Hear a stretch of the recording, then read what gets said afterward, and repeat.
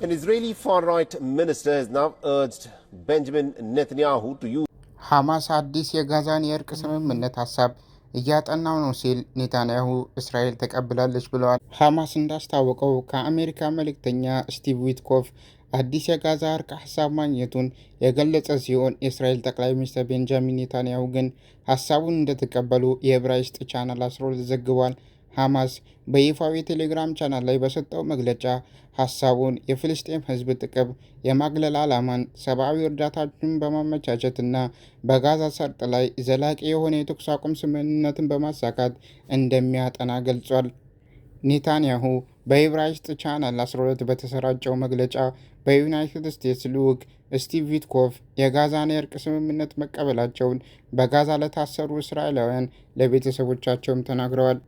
እስራኤል እንደምትለው ሐማስ ለፕሮፖዛሉ አሉታዊ ምላሽ አልሰጠም፣ ነገር ግን ብስጭቱን ገልጿል።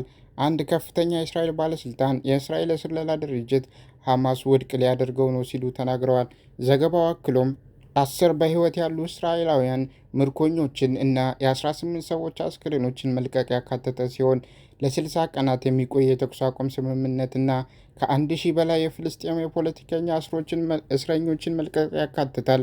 የተባበሩት መንግስታት ድርጅት በዚህ ሳምንት የመጀመሪያው እርዳታ ያደረሰውን አዲሱን የጋዛ ሰብአዊ ፋውንዴሽን በመተካት ለጋዛ የሚሰጠውን እርዳታ ቀጥሏል። በዘ ታይምስ ኦፍ እስራኤል በተጠቀሰው የእስራኤል ባለሥልጣናት እንደተናገሩት ይህ ስምምነት ጦርነቱን ለማቆም የተገባውን ቃል አያካትትምና እስራኤላውያን ወደ ጦርነት የመመለስ መብት የተጠበቀ ነው ብለዋል። ከታጋቾቹ ውስጥ ግማሾቹ በእርቁ የመጀመሪያ ቀን፣ ሌላኞቹ ደግሞ በሰባተኛው ቀን ይለቀቃሉ። በምላሹ እስራኤል 125 የፍልስጤም የፖለቲከኛ እስረኞችን የዕድሜ ልክ እስራትና 1111 ጋዛውያንን ከጥቅምት 7 ቀን 2023 ጀምሮ ታስረዋል። በተጨማሪም በአሁን ጊዜ በእስራኤል ከታሰሩት 180 ፍልስጤማውያን አካል በተጨማሪ 1111 ዜጎችን ትፈታለች ሲሉ የአረብ ሚዲያዎች የሆኑት እና አልጀዚራ እና አልአረቢያ ዘግበዋል።